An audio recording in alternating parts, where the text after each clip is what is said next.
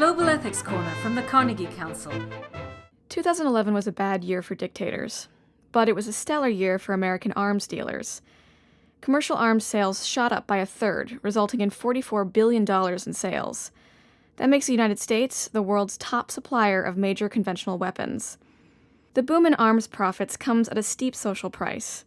A new State Department report shows that some of the new buyers of U.S. arms are countries with questionable human rights records, like Saudi Arabia, Brazil, and India. Longtime buyers of U.S. arms include Egypt, Algeria, and Israel. According to activists, many of these countries are rampant human rights abusers. They're accused of infringing on free speech, free assembly, and political choice. Several are accused of condoning torture, rape, and even extrajudicial killings. By selling weapons to human rights offenders, critics say the U.S. is complicit in such atrocities. American officials have acknowledged that many of their arms trade partners commit human rights abuses, but officials also argue that U.S. national security is the top priority.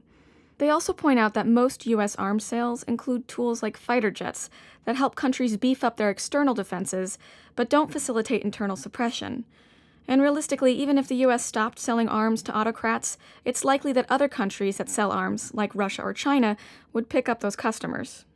That's why U.S. Secretary of State Hillary Clinton and others are calling for a global treaty mandating greater transparency on international arms exports. The UN is scheduled to debate that treaty later this month. Where will you weigh in on the debate? Should the U.S. stop selling arms to human rights violators? Is transparency enough?